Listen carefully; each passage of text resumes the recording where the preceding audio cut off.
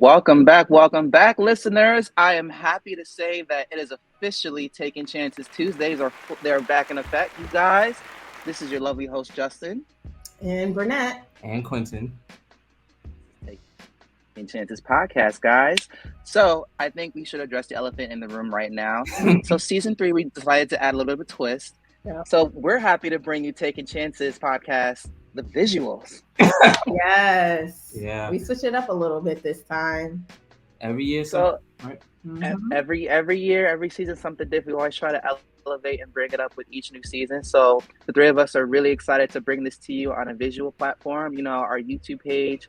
We're going up. We're going to be uploading our video podcast, and we're also still going to keep it traditional and upload our podcast to all your favorite streaming services. So, as always, we want to thank you guys for listening to us, riding with us on each time we level up this podcast. Something that we always do each season is we kind of, fill in the gaps of where you've been at. So I guess I'll kickstart it. So I enrolled in my master's program, guys. I did a thing. You should, right? I've been a student in 7 years, so this has been a really big adjustment. But I mean, it's been a definite good adjustment. I'm currently at Sacred Heart in my master's program in strategic public relations and communications, and I am about 7 weeks in, so I'm about to start my next module. But it's just crazy to be back in the swing of things, be back on campus, and really just have that discipline. So it's been really good way to just reintegrate that aspect of my life and sort of relearn new skills, new trades, and also just continue finding out more facets of myself, what I like to do, and just really get back going in there. So I think that's I'm pretty excited for the things to come out of that. How about you guys? What's been some new things going on with you? Well, as everyone knows, as we mentioned before, I have an ice cream business. I finally got my copyright, so now the logo is copyrighted. So that's us.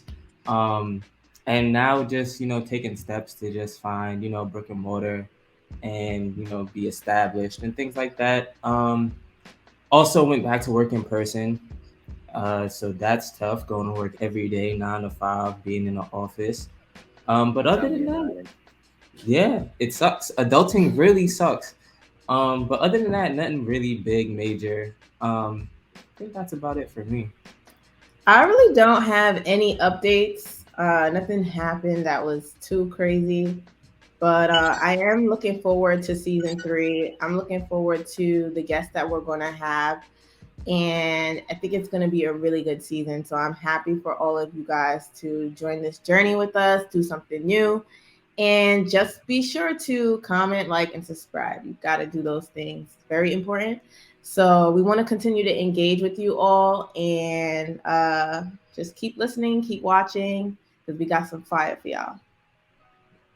Okay. So yes, we definitely do. episode- And I think Oh, Go ahead. so this episode in particular, right. So before we get into this episode is going to highlight a series of different episodes that are going to follow in the spirit of this episode. So as you all know, this month is Black History Month.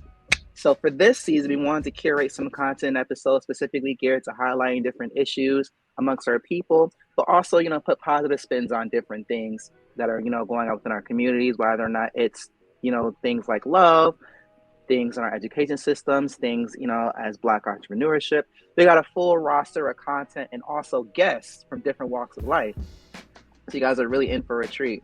So to kickstart our series of episodes, we have a very special episode, titled and planned around Black love. But this time we're going to talk about Black marriage.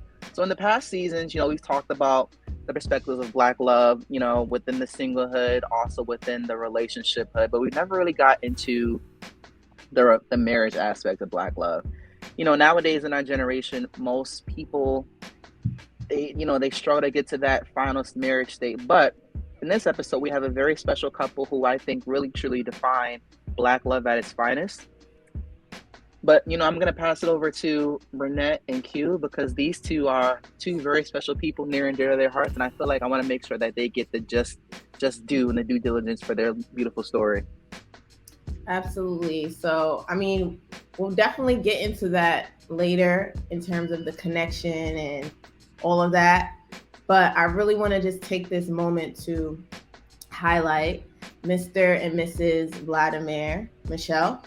But I also have to give Jasmine her distinction as well. Jasmine Michel. When I met Jasmine, she was not a Michel. She was Jasmine Michel. And I'll get into that later as to how Jasmine and I both met, but I want to talk about them. It's all about them today. I want to highlight them. I want to give them all the celebration, the love, the support, because Black love, Black marriage, it's so beautiful. I know that it's not something that gets highlighted often, but I'm glad that society and the way things are, we are starting to move in a way where we do highlight this, because it's really important to set up that in our community and show people that Black people do get married, Black people do have healthy relationships. But anyways, back to the Michels. So Jasmine and Vlad, they met at their alma mater, SUNY Cortland. They had their first date in December of 2013. And they actually went to the Brooklyn Bridge for their first date. And I don't know, y'all crazy for doing that in December, y'all. Like, in December, y'all went to Brooklyn Bridge. I know it was cold outside, or as we That's say, dedication. Yeah, I know it was cold outside, for real. So they started dating, and they made their relationship official in June of 2014. Aww. Yup, they made it official. And then in 2016, in August, Jasmine began law school at Drake University in Des Moines, Iowa. And from that point is when their relationship officially went long distance for a little bit. But soon thereafter, Vlad moved to Iowa in early 2017 in the winter. I don't know what it is with them in the winter. But I remember Jasmine was telling everyone at school, like, Vlad's going to come and they're going to move in together. So we like, shit, when is he coming? And I kid you not, Vlad packed his bags. He made that drive from New York to Iowa, drove through the mountains of Pennsylvania, and they did it. They moved in together, and they did it. They got engaged in November 2018 at the National Museum of Dance in Saratoga Springs, New York. Their wedding was set for September 12, 2020. But unfortunately, due to COVID and COVID restrictions, they had to downsize their wedding, and they had a small, intimate gathering in front of their close family. But a year later, on September 12, 2021, they were able to celebrate their 1-year anniversary, and they had the wedding of their dreams, and they got to celebrate with friends and family. I was there. And it was the time of our lives. I mean, it was a beautiful union to witness. I can tell from these photos. Yeah. Oh, gosh. You see these photos? Oh. I mean, I'll let them plug the photographer, but I mean, beautiful photos, phenomenal. I mean, just everything was elite and classy. Okay. The Michels did not come to play. Like, okay. I mean, I'll let them talk, but I'm just giving, when I stamp it, it's official. And just a fun fact, we can bring them in. Fun fact. Hey. Welcome to the podcast. Welcome. Thank you. Call me in the middle sipping my tea over here. You're fine. But a fun fact, there would be no Taking Chances podcast if it wasn't for these two individuals here today. They probably don't realize that, or never thought of it that way, but without them, there wouldn't even be a Taking Chances podcast. There wouldn't be this platform. It wouldn't exist. And that's really because they are the reason why we were able to connect with each other. I met Jasmine because of a program called CLEO, which is short for the Council on Legal Education Opportunity, that helps minorities with their process and journey to becoming lawyers. So we both did the CLEO program in 2016. And then after doing CLEO, we both attended Drake University together as in a cohort. We were clique students. So Jasmine and I, along with another student, we were clique students, and we kind of held each other down during the law school process. We were there for each other, made it feel more at home.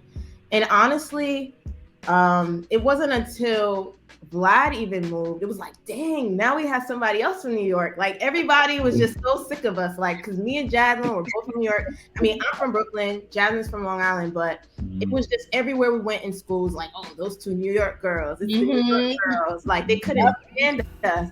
But then when Vlad came, I was like, yes, more New Yorkers. Like, we were in Iowa, so I just having that piece of home, people could relate to you.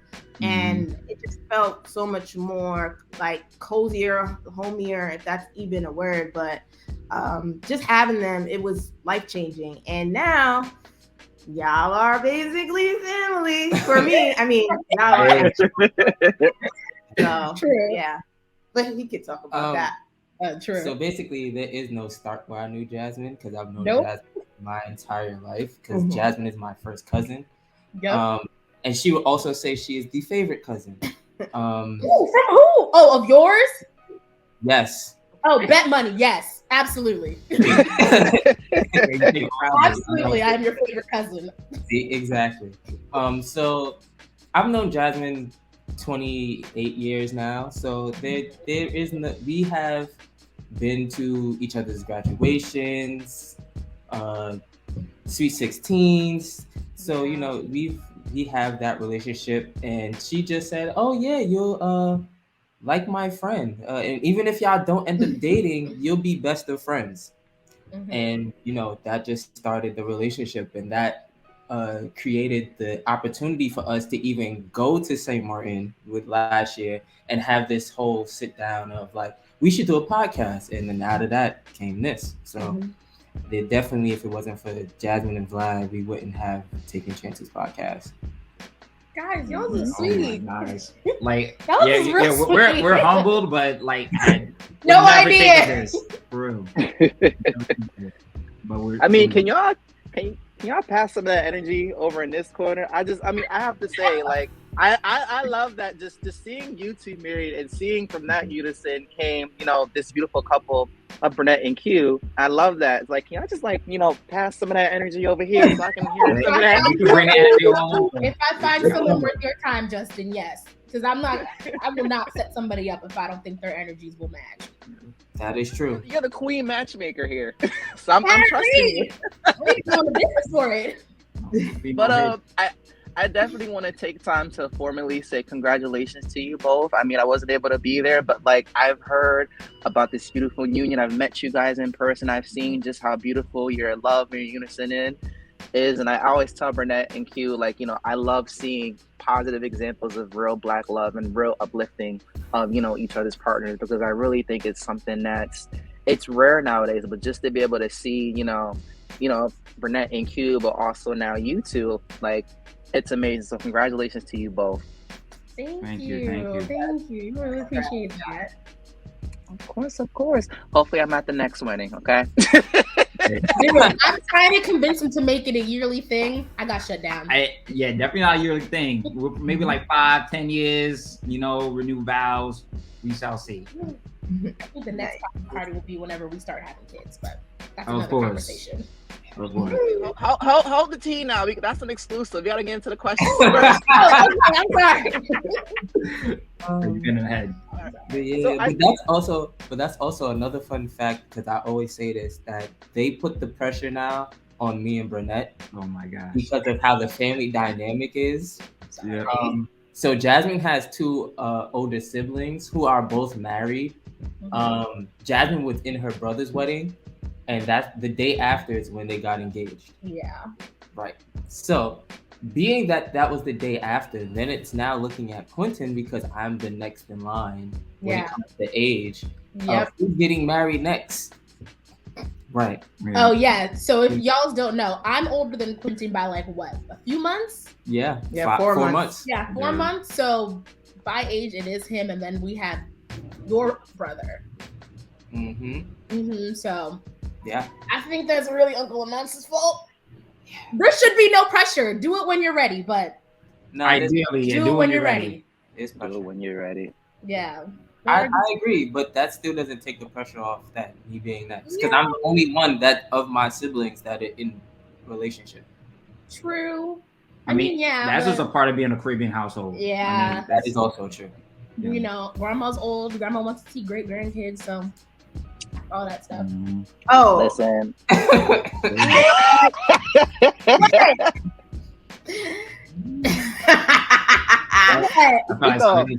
Nah, it's just funny because on the day of your wedding, your grandmother asked me when I'm getting married. She knew. I was like, that's an interesting question to ask me. Let's talk to your grandson about that. You don't. We love this. Yeah. We love this. Mhm. Speak this marriage into this future, because I've been telling Burnett, it's something about men with Q's in their last name. She gotta go Q's in their first name. She gotta go one. Yeah. He's He has great. always been saying that. No, Yeah. I mean, I'm also It's so- biased because he's family, but like, he's great. I love him. He's amazing. It's not about us today. This is not about us.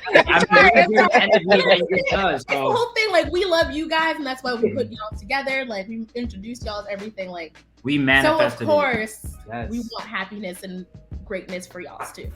Because if it wasn't for Vlad, we wouldn't even be together. Also, Because Vlad sent that text message, and that solidified everything. Damn. Yeah, I mean, it was from the heart. You know, it's like I felt it. I just put it out there and see what happens. And I'm thankful for On that. the topic of beautiful commitment, I want to dive into some of the questions that we have for you guys. I think it's important that we get some perspective from you guys about how the married life is, what different things that you feel like you look forward to in marriage, and how it's been since you guys have been married. So the first question that I have for you is, how do you feel that your commitment to one another has grown within this marriage? You want me to go first, or you want to go first? I believe ladies first. Okay, so I would say our commitment in the marriage and like how we've grown since being married. So I don't know.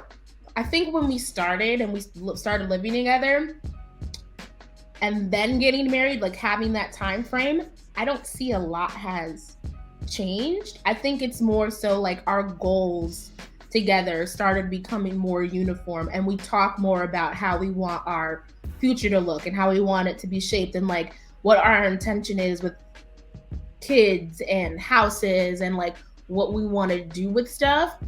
So I would say like being committed during the marriage is like every couple of weeks or so we'll like sit and talk and like put the screens down and like actually be like, okay, how are you doing? Like, how are you doing? Like, I don't want to hear about work. I don't want to hear about any of that. Like, what is going on in your head? Like, are we good? Are things good? Like, is there something that I've been doing since the last time we talked that like has been better, that's been worse? Like, talk to me. It's like that monthly check-in that we do with one another, and it's very helpful because it gives us both real honest perspectives of like, well, like opening our eyes of just like what our spouse needs. So I think that has been something that we've implemented since being married. Yeah. What do you think? I feel like, just to piggyback off that, I feel like we've had this feedback mechanism thing going on, just to kind of chime off each other of how like each other's feeling, because even though we're a couple, we're still two different entities. We have different mindsets. So if I don't know what she is really going through, I'm not a mind reader. I gotta check in. Yeah, I think it all stems from too, like, so we both come from divorced households, and as much as I like, props to my parents, they're the best. Like, I love his parents too; they're absolutely amazing. I think it's from seeing them struggle a little bit. We're like, okay, we don't want to do that. So like, we like, even in our first set of vows, we committed like, I'm choosing every day to walk through life with you. Like, I don't care about everybody else. I don't care about friends. I don't care about family. At the end of the day, it's you and me and whatever we have on our backs. Like, so we personally just valued like the person that it was. And then after that, everything kind of just fell into place. Yeah. I feel like for me, to put more into that is just like being intentional with what we wanted. And that is something that allowed us to grow within our relationship. I mean, it's not all peaches and cream now, but of course, I felt like we had to go through those situations to gain that experience and gain that wisdom for the long run. And we're still in the middle of it now. You know, it's something that never ends. We just go through cycles, go through transitions, and that's how we learn more about each other and we continue to grow in love. So I feel like it's all intentions. Everything's a choice, but if you put your intentions behind it and also set aside the ego, you know, which I've had to do many a times. Me too. Say same with her, and those are things that allows us to stay committed and grow together. I think that's beautiful. I think it's a good segue, because one thing that I saw within, you know, both of your answers was that there's kind of like this shared mindset of, you know, what my intentions are, and also factoring in, you know, what my intentions are based off of like who I am as a person, and what my intentions are based off of, you know, who we are together. So like Burnett kind of told me that you guys, you know, have kind of different backgrounds. One, you know, came from the suburbs and one came from Queens. How do you feel like, you know, with both of those different backgrounds, how do you feel like what challenge does it bring, you know, to your communications? Or how do you feel, I guess, being from different backgrounds, are you able to blend those backgrounds and sort of figure out, you know, better ways to communicate, or just, you know, continue reinforcing that shared intention for the both of you guys? I would say, like, so since I'm the one who's from the suburbs, like, I am definitely a hothead. Like, I will go off on somebody and I don't care. I'm kind of like a pit bull in that sense. And it's good and bad. Like, it's good in the sense of when he's not willing to go and fight somebody, I will sit there and I will go guns blazing and I will fight somebody. I don't care, kind of thing. It's bad when him and I are in a fight, or we're talking, or we're trying to figure things out. Like, I'll sit there and be like, I don't want to deal with this. And he's like, we need to talk about this, Jasmine. Like, he's way more, I feel like if you actually talk to us, you would, like, our personalities, I would be the one from the city and he'd be the one from the suburbs, because he's more calm and chill and just like, he gets it. And I'm the one like, nah, I'm like, lucky if you buck, bro. Like, I'm coming for you. Like, I feel like that, but then again, like, I think at the same time, like, I grew up with a lot of privilege in a sense too. Like, my parents were able to provide for a lot, so I was able to get essentially everything that I ever needed. Not that I wanted, but that I needed. Like, they didn't really struggle for that. Even though they're not together, my parents are very good at their communication and how they dealt with us through their divorce. So, like, if I needed something from my mom or from my dad, it was a phone call away and I would normally get it within reason.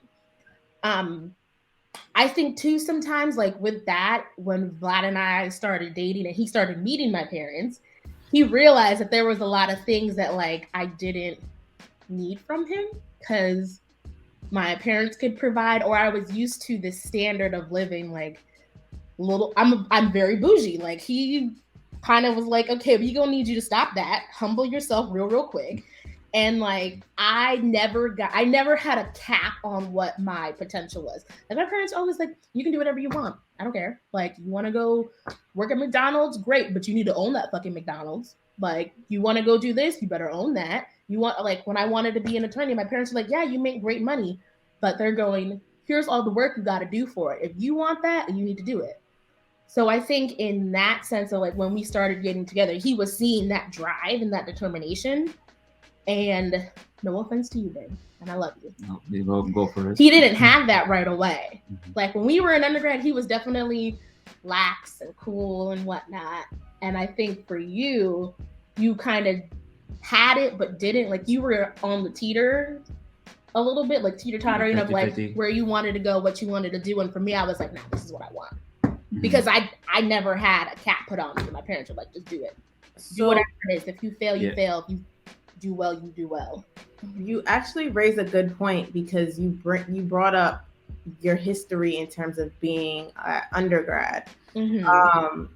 How, I mean, I know you guys met at SUNY Cortland, but how did you guys meet? Like, what led you guys to each other when you guys were there? And like, what did that look like if y'all were on? I mean, I could take it from my perspective. Honestly, I felt like it was spontaneous. Mm-hmm. And if you want to take on a philosophical tip, well, we were both RAs. So going to college, there's RA training.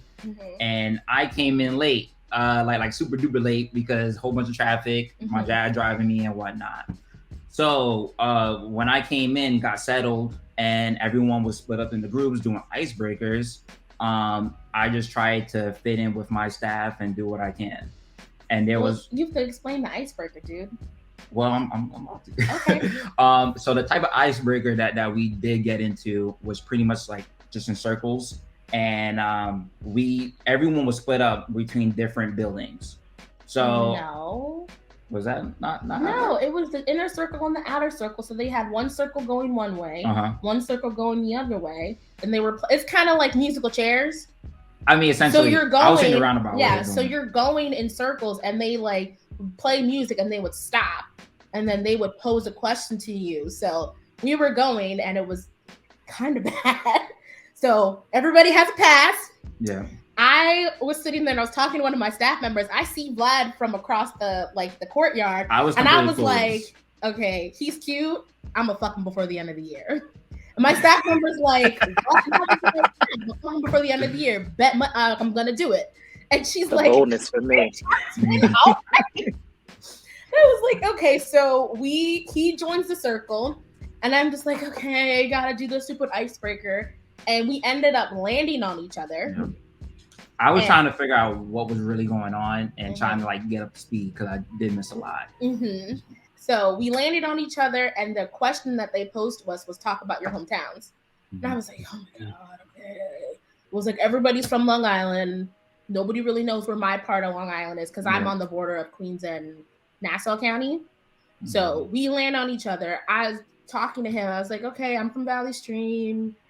Here's like, and he looks at me and he's like, you're from Valley Stream? And I'm like, yeah. And I was like, I'm from Rosedale. And I was like, no, you're not. And he's like, yes, I am. So at that point we clicked and like, we're talking about, here's the mall, here's this, like, did you go here? Did you go here? Realized we had mutual friends that we never crossed paths from one another. Like, weird. And I think after that we would see each other on campus every now and again. Saying like hi and bye type of thing. Saw each other maybe once or twice at a couple parties. Eventually it came a point where like I saw her at one of our dining halls, and I was like, we always keep saying hi and bye together. Like, do you just want to meet up, get some food together at some point? So it was pretty much me asking her out, but like, yeah, you better on campus. I don't do that. Yeah, so that's when we finally linked up and we had a conversation for hours as if we were like old friends or like just old souls that just reconnected in a way. It's kind of freaky in a sense of like how it felt that way, but it just felt natural. Yeah, I think our first date we were sitting in Corey for like 3 hours. Because I ended class and I had practice at 6. Yeah. And my phone started blowing up at 5 with my teammates going, we got to go to practice. And I'm like, oh shit, I need to leave. Like, I need to go get dressed.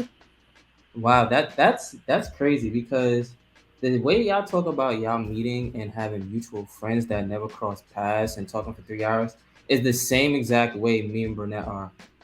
Oh, really? It's really creepy. Like, it's literally like listening to myself talk. And it's like, it's really crazy because we have mutual friends and they interact. Our mutual friends interact with each other. We have never like crossed paths. What was wild is while Vlad's mom was alive, my best friend's mom and his mom came from Haiti together. They were close. Wow. Went to school together, everything. Like, she knows his family. And I was like, Miss Gladys, the hell? Wow. Yeah. Weird. Wow. So that was destined to be. Timing, divine timing. I mean, even listening to you two talk, like, I've been out with Quentin and Burnett, and like their story of how they met and how like their friends are intermingled. Even how much knowledge Quentin has of Bridgeport, where me and Burnett went to school together. It's like it's creepy. Yeah, it'd be like that. talk to us about the journey, because you guys have gone through meeting each other, you guys have gone through dating each other, and now you guys have gone to the stage of marrying each other. What are some things that you do to kind of keep the spark going, or what are some ways that have kept the spark going through each stage of your relationship? Okay. So big component to that is quality time for me. I know we're big foodies, so we love checking out different restaurants. That's where a bit of our bougie side starts coming in, like where we want to check out this new spot, either in Charlotte or if we were back in New York, we want to check it out. And we would try just tasting different foods. And that sparks different conversations of how we feel about those foods or different drinks that we're sipping on. And then that goes even further into us just having those conversations about like how we're feeling, what's new or what we learned. And then on the other side, when it comes to the sex life, that's another component that's necessary too, just to keep it lively. Well, I think he's more like, how do we do that? And I think it's because like we talk. Communication. We definitely realize like we're always willing to try new stuff, at least once. So like we'll try something and we'll be like, I don't really like that. Let's try something else and whatnot. So like I think about every once a month, like once every couple months, we like Google search a brand new restaurant that we've never been to, and we're like, okay, based on the reviews, we want to try this. We'll try a new activity. Like I think last year, was it my birthday or your birthday? Probably your birthday. I think it was my birthday. We went indoor skydiving. Like that was fun. Like even though we got shut down during the pandemic for a lot of stuff, we have a bucket list of like places we want to travel to. We went to the trampoline house in Iowa. Oh yeah, for my 25th birthday. That was fun. So like that was an impromptu we thing. have a lot of impromptu things that we like have on a list, like on our phones, that we'll be like, okay, let's cross this off and try to do this weekend, or like try to do this in the next couple months or something like that. So like that keeps the spark alive a little bit. I mean, at the same time, like I don't know, like we listen to a lot of podcasts, we listen to a lot of like radio shows. Yeah, we talk about how we feel about stuff. So it's like unlocking that second part of your spouse or your significant other is kind of what keeps it alive. Because like we've been together we've been married 1 year, almost 2, and then we've been together for almost 9. Like 8 years. 8 years. We've known each other for like 9. Been together for 8 years. So like we met when I was 19 and he was 21, so I'm 28 now, and he turns 30 in like a week. In a week. Yeah, so we've been together a while, so it's kind of like there's still parts of him that like I don't know, or parts of me that he doesn't know, and it's like poking and prodding to like rediscover this person. Yeah, but just to add more into that, I feel like for us, the way that we're able to get to this point and get through each transitional phase in our lives is how we deal with the challenges. A big part of that has been our financial challenges, where we come from 2 different backgrounds and different ways of managing money. I mean, we've gone through the lows of the lows where if I didn't have enough gas in my car, I would have to take her car, and then vice versa. So anywhere we can help out each other in the midst of going through the struggle, those are the things that, at least for me, like really made it known, like this, like she's the one. She can hold it down for me when I'm in need. Okay. So that goes to what I was even going to ask, because marriage is often looked at as this final concept. And how did you both know? Because I don't want to put it on one person, because I feel like people always ask the man, like, well, how did you know she was the one? I feel like, nah, like, I'm going to ask you both, like, how did you both know that this was the person you wanted to make the decision to spend the rest of your life with? And was that something you vocalized while dating? Yes. So it got vocalized, I think, later in our relationship. Like, I think it was probably when Vlad moved to Iowa that it solidified, like, yes, you are it. But I think it was probably my senior year? I think it was my senior year when Vlad's mom got sick. Yeah. So Vlad's mom died of ovarian cancer. And when his mom got sick, the first phone call he made was to me. And I was at work. So I was sitting there and I was at work and I was getting ready to go to class. And I get the phone call and I stop and I'm like, okay, what do you need from me? Like immediately. I didn't even ask him how I was doing. Like, what do you need? Like, do you need my support? Do you need this? Do you need that? And after I left class and whatnot, I called my mom to tell her. And my mom actually put that in my head. She goes, Jasmine, you have a choice to make. She goes, you can be his rock and be with him, or you can decide whether or not this is for you. And she goes, dealing with a sick parent is something that people really don't deal with until they're later in their life. She's like, if you love him and you want to be with him, you're gonna have to start treating this woman like she's your mother-in-law. And I was like, and it clicked, and I was like, no, she is my mother-in-law. Like, she is my second mom. So no, people were like, well, you should break up with him because he has all this family drama. And I was like, why would I break up with someone because they have family drama? Like, his family is my family. They love me as much as I love them. So of course I'm going to stand there with him. So I think it was like from that diagnosis to moving in everything, like I was intentional in the sense of like, I'm not going anywhere. You have to tell me you want me to leave. Otherwise, no, I'm not. Like, this is it. Mm-hmm. Mm-hmm. Yeah, pretty much. I mean, for me, it's been through a series of events, but especially the part of my mom being ill and unfortunately passing away. Like, I felt like it was just a whole trifecta of things, of feelings that I've had. And in the past, when we first started dating, I didn't know how to really understand my feelings or express it to you. So I went through my own process. But surely, with my ability to move to Iowa and us living together, those are feelings that I had with myself. Like, those were, how can I say it? Reinforcements for myself to know, like, yes, she's the one. I'm like, instead of thinking logically with my head, I think with my heart a little bit of like, yeah, this is real, this is legitimate, this can happen, it's okay, you can feel it. Like these are things I kept on feeling, and it came to that point where like I knew I wanted to do it.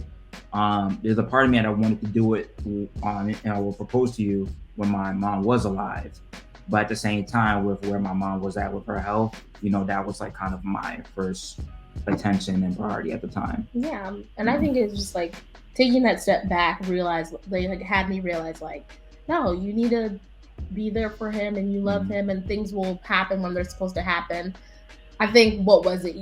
Probably year 2 of us living together, he was getting ring pictures. I was like, so when is this happening? Yeah, you would make it real obvious. I was like, we have a time clock, dude. Like, I'm not trying to sit here and be dating for 7 years. No, you get 5. Let's speed this shit up. Jasmine, did you know or have any idea that Vlad was going to propose to you when he did? The day of, yes. Before that, no. So let me preface that. Vlad is not very nervous about anything. Like, he's a big daredevil. He'll go and do stuff. Like, things don't really freak him out. Like, at my brother's brunch, he was acting mad weird. And I was like, dude, are you okay? Like, do you need to shit? I was acting real suspicious. Yeah, and I was just sitting there like, what are we doing? So then afterwards, my brother asked me, he's like, hey, are we hanging out? And I'm looking at him and I'm like, bro, I have a flight to catch in like 3 hours. Can I like put on sweatpants and go sit and relax because I have to fly back? Like, I have a final in 2 weeks. Like, I need to start studying for finals because law school finals freaking suck. Mm-hmm. And I was just trying to like get my life together. The 2 of them are like, no, we need to hang out. And I'm just like, oh my God, I hate you both so much. So, at that point, because Vlad was acting nervous and because I had people asking me like, are we hanging out? I was like, you know what, something's going on. What the hell are y'all trying to get me to do? Like, did we win the lotto? Am I pregnant and I don't know? Like, what is happening? I think the most obvious point when we arrived at the National Dance Museum, there was, one of the photographers that I hired, but she was actually like kind of suspicious too, where she asked us to take part in like a photo shoot at that point for some documentary that she just made up, so she wouldn't know. But it came to a point where we were doing like prom photos, like holding each other, and she was like, "Okay, this is weird. Why are we doing this?" I think I said that to you. I was like, "This is fucking weird." Then it came to a point, she had you like walk ahead of me, and then I got in my position, and then you turn around. I had the box open. Tears started coming out, and she walked away from me without saying nothing. I'm sorry, like I knew I was gonna cry. You don't want ugly pictures. I mean, you had the raccoon eyes. I did. Bit, why do you think there's no engagement pictures in the house? We have one. That's it. Well, the one that y'all, yeah. But yeah. So but yeah, I think those were her signs that she knew something was coming up. But the ways in which that I would do it at that moment, I don't think she really knew or expected it like that. Yeah, because nobody knew except y'all. Yeah, so Vlad told me, he confided in me and our other friend Bevan when we all went to brunch. I forgot the name of the spot, but we had all went to brunch and off the mimosas. At that point, Jasmine was like, oh, yeah, she was like, I'm gonna go to the bathroom. So I'm like, all right, like, cool, whatever. Didn't think anything of it. And Vlad's like, look, guys, like, I gotta tell you something. I'm like, what do you have to tell us? Great things happen over mimosas. He told us. And I was like, wow. Because I think coming from my point of view, I had really seen like the trajectory of the relationship. Like they did have a lot of things happen so fast. I mean, I was present. I remember, Vlad, your mother being sick. And then I remember, unfortunately her passing, and law school was just hard, right? And like just us living in Iowa, it was just like punch after punch. And I know y'all had it rough too, because Vlad, you were also in school. Like it wasn't just Jasmine was in school, but I was also attending grad school, but y'all was also both working. So it was a lot. We were really like, I guess not full adulting, but damn near. And just to see that you felt you were confident in that decision. And I just was like, my heart burst, because I was like so happy to know that you felt comfortable at that point in time to say, you know what, I'm doing this. Like, and it was like almost the perfect timing, because it wasn't like when we just started law school, but it was on our way out. So you guys could begin to prepare for real adult life and not have to worry about all that law school and grad school stuff. Like you guys were pretty much getting ready to go on to the next chapter. So it was just nice to see that like take place, and it gave us something really to celebrate, like even with graduation and everything, like it's like the wedding's coming, so it was great. It was fun. I miss it. I wanna piggyback off a point Burnett made about just the conflict aspect of being in a relationship. I think for our single listeners, there's just this viewpoint now going around nowadays that like people tend to quit when the situation is hard or tough, or there's a factor of not knowing how to communicate with one another in relationships nowadays. How do you both deal with conflict resolution as a married couple? Communication. So that was what we based our relationship on. So when we started dating, when there was a conflict, I'll be like, we need to talk about this. Like, I'm not talking to other people. We need to talk. And I think that's the thing, is that when we talk, we like actually talk, like I said, no screens, no anything. We like have a full conversation. Conflict resolution sometimes looks very different depending on what we're fighting about or what the conflict is. Like if it's something where it's a budget, that's super easy for us. Like we're like, okay, here's how much we make, here's how much here's how much X is, here's how much we just save, boom, boom, boom. Very easy. When it's something where like the other person's feelings are hurt, or if it's, I don't know, like time, communication, like somebody feels a little bit more like consumed with something else. Like I'll feel like I'm consumed with my work, because since I work from home now, like he'll come home and like for me, work is home, and he goes out to work every day. So he'll be like, Jasmine, it's 8 o'clock, you need to get off your computer. You're like, okay, like I'm sorry. But like dealing with those conflicts, it's talking. And I think the best piece of advice I ever got was, it's okay to go to bed angry and to talk about it in the morning. Yeah. So a lot of times, like I'll literally sit there and be like, I need you to go away for an hour, because I'm not somebody who can talk about something right away.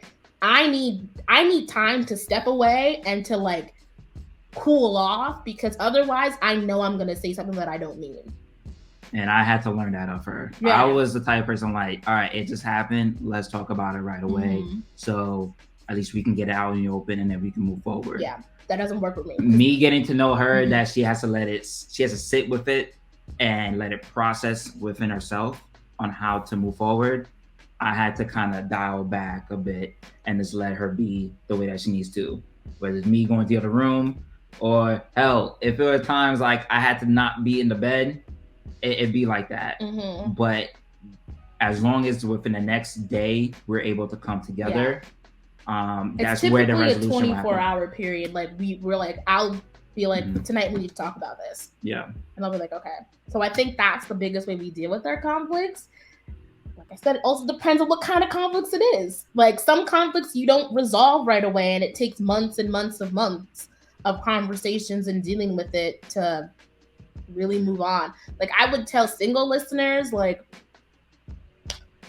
if it feels right to you, do that. Like I wouldn't want them to be in a situation where they feel like they need to stick it out because they don't know what's going to be on the other side. Like your gut is normally right. So if you feel like it's better for you to stick it out, stick it out. If it's not, you need to go.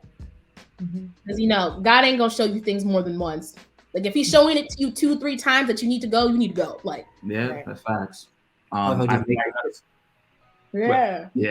another part of that is like being intentional with like who you're messing with, especially like there are times where one person has their one perspective and then you're going to have your perspective, and when it's clashing, you want to see like who's going to be the winner. But as a couple, if that happens, both of y'all are defeated. But it takes, where at least for me, like I know if I got to take the L, and I got to hold myself accountable. If it's something that we talked about before and it's one of our values and like I effed up on that, I got to hold myself accountable. Yeah, and me the same. If there's something we've talked about that he's like, you need to stop doing this, and I do it, it's like, okay, no, that's my bad. Like, I'm sorry. I shouldn't have done that. And it happens.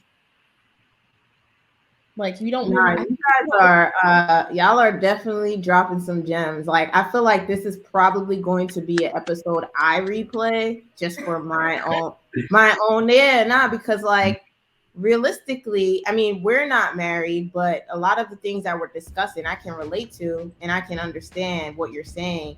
And I think that it is different, like what you're saying, Jasmine. Like there are people who are in scenarios or situations they don't need to be in. Right. And maybe if someone does something that disrespects you or disrespects a boundary, you should go. It shouldn't even be a talk about it. No, exactly. It should be, if you told that person that you have that boundary and they keep violating it, right. Absolutely. And we don't really have to like go into all the red flags, even though I do have a question for you after this. But I think what you're saying is important with regard to, you have to know where you're at and who you're with, right? Like Vlad, you kind of said, you have to know who you're dealing with, and it affects just like what that looks like. But I think for people who are in serious relationships, like if you're in a relationship, a long-time relationship, you kind of should be able to understand what the Michels are saying, because it's not going to always be peaches and cream, but you do have to figure out how to work out those type of scenarios for the better of you guys. Because if you don't, you both take a L. It's not like I win, you lose. Nah, we both took a L. Like if we can't communicate, if we can't work things out, we're both like at a loss. It's so you have to change your mindset when you're not attacking the person, it's attacking the situation. Like that's a powerful statement.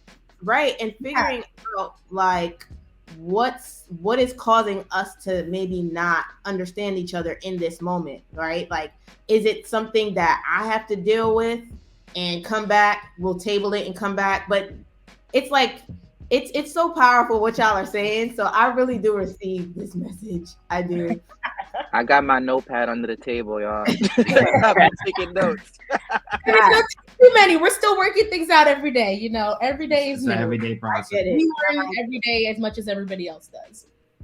What do y'all have to say to the singles or just people who believe that, one, faithful people don't exist, or two, there's no point in marriage because it's essentially just a piece of paper. Okay. You so I would say the first I know it's a loaded question because it is a loaded question, and I would say like to single people who are like they're looking for faithfulness and whatnot. I would say like it depends on what you're looking for. If you're looking for a customizable relationship and that's what you want, seek that out. If you're looking for monogamy, seek that out too. But you have to be very clear in what you want. If you want to be friends with benefits, tell that person, because you don't know what they're going to be cool with or what they're not going to be cool with. Like, there's a lot of things that people are willing to accept if you're honest with them up front. So I think for like when Vlad and I started out, like we didn't start dating right away. Like we were definitely friends with benefits for a while. And we were intentional about like, no, this is what we are. This is what we're doing. And it built into something because we talked about it and we were just both open and honest the entire time. And I feel like people forget that honesty goes a long way. I would say if you're single, like first figure out what it is that you want. And then once you figure out what it is that you want, then go into the universe and try to find it. And don't back down from what you want. If you have a standard, keep that standard. Also make sure your standards are realistic. Like, yes, don't want a millionaire if you ain't got millionaire money or millionaire assets and whatnot. Like, yes, you want someone to take care of you, but sometimes those diamonds in the rough are the people who make the best partners because they're willing to grow and struggle and they're going to fight for what they want also. So I feel like it's a double-edged sword, like you figured out that way. And then the marriage question, what was that? There are people who just feel like marriage is just a piece of paper. So what would you say to that? Your pushback to that? I think that is, in the kindest of words, bullshit. Marriage is, yes, it's a contract that you make and it takes legalese and like attorneys to break up and whatnot. But marriage is a choice. Marriage is an intention. Marriage is something that if you want it to last the same way you want to graduate school, you want to have good relationship with your friends, you want to have nice things in your life, it's the same kind of choice that you're making. You have to fight for it as much as you want to fight for a lot of money or stability or anything too. People need to realize that marriage is something that like you go into it in one way. Like you start at your starting point. Like if you're playing Monopoly, you start at go, and like every single day you have to go through choosing your marriage and like going, I'm going to choose my spouse. Like, no, I can't go hang out and do this. No, I can't go do this. No, I can go do this, but let me go check in with my spouse first to make sure that things are okay with them. And I would say like Vlad hangs out with his friends. He does what he wants. Like he just tells me like, hey, I'm going to go do this. Do we have plans this day? No, we don't. Go hang out, have fun. Like, I don't really care.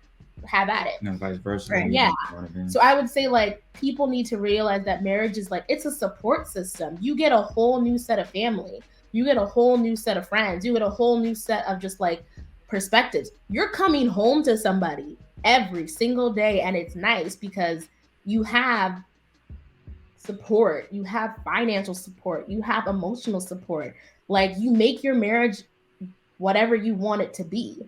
You know, if you want it to be toxic, by all means, let it be toxic. If you want it to be fun and fabulous and however you define that, like it can be that. You just have to want it. Like you have to set your intentions of however you want your relationship to be that, you know, like I feel like people think marriage is something that you see on TV and like it's really not. Like our relationship when we started dating to what our marriage is, it's like very similar. Like we still do a lot of the same things. Mind you, we have no kids, so we're living this double income, no kids life, and we're like having a blast. Yeah, when we have kids, it's gonna be a whole all gonna change, transition. You know, so I feel like wait. Save the kid part. That's the question coming up. But I feel like a lot of stuff is gonna change. Like we also are dealing with two different types of people. Like we both have strong family units when we both come from very, very like Fabi households, like very Caribbean households too, to where like family is really big. So like I talk to my mom all the time. I talk to my dad all the time. But I talk to his dad all the time too, his siblings, his cousins. So it's kind of like when one of us is going through something, we're all going through it. Like the amount of support that you get, the love that you get. I don't know. Marriage is the fucking tits. Yeah. And I think it's great because like like him and I have so much fun, but it's because I like him as a human being first, and then like everything else just falls into suit afterwards. Like sometimes he comes home, I'm just like, thought about you today, and he's like, what? And I'd be like, yo, this funny thing happened, like let me tell you about it. It's like he's my best friend, so like I feel like I come home and I'm coming home to my best friend. Like marriage is just like, it's fun, it's wild, it's crazy. Like a lot of times it's fucking draining. There's times I want to fight him. Oh yeah, it is every good and bad relationship that you've had, whether it's a friend, family member, whatever. It's all of that wrapped into one person, and I think people underestimate it. For sure. Like it's a lot. It's a lot. It's beautiful. It's wonderful. Mind you, like I said, we're in the honeymoon phase still, so I feel like a lot of what I'm saying like should be taken with a grain of salt because we haven't gone through anything detrimental yet. Absolutely. You know? Mm-hmm. So I would say like for more seasoned people who have been married for 40, 50 years, like there's still a lot that we could probably learn from them. Like we have a couple friends who have been married for that long. Yeah. And there's things that they're telling us that we're just like, oh my God, how did you guys make it through that? And they're like, communication and prayer. Commitment. Yeah, and recommitting themselves to one another. Yeah, but I mean, to put my sentiments on it, I feel like this marriage. Go ahead. Before you put that, before you add your thoughts in, because I think it's important that we explore your side of things as a Black man who is now married. I think I want you to give your answer, and then phrase it from the point of that there aren't many Black men that decide to take the step up to be married. So what I guess in your experience as a Black man, just try to frame the question that Burnett asked in that, like, to get perspective, because I always have these kinds of conversations with Quentin about commitment and whatnot amongst Black men nowadays. So I'm very curious to see it, from you as a Black male that is within a marriage right now. Yeah, I would say for me, through my experience, is just taking up more responsibility for my choices. That being said, is the commitment factor. I'm not perfect, but when it comes to committing to someone, is being responsible and be responsible of yourself. Not just going around like dogging out other girls and just like speaking to someone that you're with, say, "Ooh, like I like that right there." Is showing. I mean, unless they're into that, like. I mean, of course, like if you're in a not like monogamous, polyamorous. Listen, I'm just saying, I'm about it all. Like, I'm not about it all, but do you, boo boo? Like, but that's getting to know the type of person you're dealing with, whether that's like a hard stop for them or that's something that they want to explore. Completely different. But at least for me, I had to look at myself in terms of responsibility and the commitment that I'm putting myself in every single time. Wait, I have a follow-up question. Do you feel like you're responsible for me? I feel I'm responsible for myself first. Okay. 100%. And being responsible for myself first is being, as a man, like a protector for you, but knowing that you're good within yourself, if that makes sense. Yeah. Okay. So when so you're saying more of like, if she needs backup, you're there. Like she can deal with herself, but if it gets too out of hand and she needs backup, yeah, I'm there. I would say too, like to piggyback off of that, Quentin, like I'm very, very strong and very I have a lot of fucking willpower. Like whole attorney, everything. Like you go through the beat downs of law school to pass the bar, to do all that. Like I'm very, very, very strong. I can do a lot on my own, but it takes a very strong person to lead you. So like I feel like that's what Vlad needs to realize, is that like I'm letting him lead me because he's worthy of leading me, like he is my king and that's what he needs to do. Like he can, like he's somebody where he speaks very like little words, but when he does speak up, I listen because that's just like what it is. Like as you all can tell, I'm the talker. He's Yes. more of the listener. I'm more of the observant type. Yeah. Yes. So when he tells me no, I'm kind of like, okay, no is no. We'll have a conversation about it, but it's that like I found somebody who's worthy of taking the reins and somebody that I trust to lead me around and to like have my back and whatnot. And that's part of it too. Like sometimes his friends will get wild and I'll look at them and I'll start coming at them and he'll sit back and go, y'all brought this on yourself. Like you knew what you were dealing with. She got it. If you want, don't come to me to bring her in. Y'all need to fight her yourself. So it's like, that's what I mean. Is like, it's nice to have somebody who's able to lead me in such a nice way, like in a healthy way. Indeed. At least like back to your point. Yeah. I know. I'm sorry. No. But I like that this stamp that you put on it, and just in terms of showing that you're a strong Black woman, but you have an awareness for what I can bring to the table, not just towards your life, but towards the partnership that we have. So it's going towards a greater good. So that's the type of dynamic that we have going on, and at least that's the trajectory that we're. Yeah, but back to just this question of commitment. What do you think? Like, yes. So with the commitment factor, I just look at it as a continuation from what you set up in your relationship, and with that brings responsibility, and there are far more benefits when you get into a marriage than just the negatives, at least in my book. Because it provides more security, creates more accountability for yourself. And especially as someone that just joined the military, Army National Guard, they treat married couples far different than they do to just boyfriend, girlfriend. When you talk about life insurances, when you talk about beneficiaries under health insurance, like you name it, there's a higher regard when it comes to married couples. But to upkeep that takes constant work over a lifetime, because you're going to go through valleys, but you're going to reach mountaintops. And whatever mountaintop you come from, best believe that's going to prepare you for the next valley you want to go through. So we're in the midst of it right now before kids. When we have kids, our mindsets are going to be in a different zone, but at least we have the maturity and the wisdom to deal with that. Whereas if it comes to single folks that just co-create and have children, they may not have the maturity level to go through those crappy situations. Wait, let me pause, because I don't like that.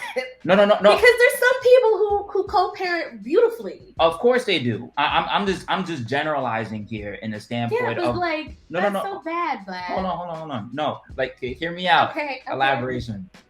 I think it's depending on who you are. If you're from the standpoint of like, yeah, we're just like fuck buddies, and yes, we have a child, but you two do not have the communication nor the camaraderie on how to foster this life, 9 times out of 10, it's not going to go that well unless you're willing to put in the work to improve upon it. Whereas those that have a situation like that and willing to have that camaraderie and do the best that you can, there's going to be something positive to come out of it as you continue doing the work. So commitment is a beautiful thing. It's hard work, but it's something that doesn't stop like on its own. Or when you get married. When you get married, it goes on for life. Especially like we're two products of parents that have been divorced. I know for me, I don't want to be a duplicate of my parents. And I know I'm not, but I'm on the path where I'm making my own decisions and trying to hold myself responsible every day of what I'm doing to uphold that commitment and keep it up. So that's the biggest takeaway that I have as like for all Black men out there that are in relationships or single. Think about that. About what your intentions are, who you're with, and what you want to foresee out of it. Because if you want something for the better, you got to look at yourself in the mirror, hence Michael Jackson, to make that change that you want in your life if it's not going that great. I'm sorry for his corniness, people. Hey, No, it's fine. Fine.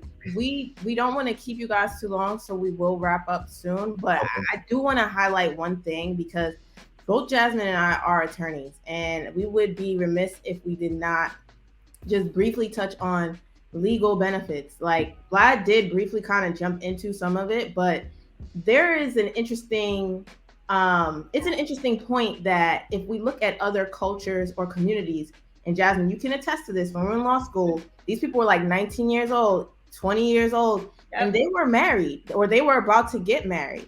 Yeah, they were doing this young. They were like 21, 19 through 21, around that time frame. And a lot of these people were already married or engaged. And the demographics was definitely different. We were in Des Moines, Iowa, in the Midwest. And it's not always about the resources to get married, because we're not saying everyone has to have a $20,000 wedding.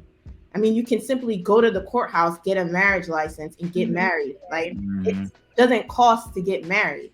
Well, but there's a perception in our community against it, but there are a lot of legal protections and just extra added on protections when you take that extra step. And there's a reason why, if we want to talk about Obergefell, there's a reason why certain groups are excluded from being married, because we know that there's protections and power in being married. Why is it that society tried to keep certain groups of people from being married?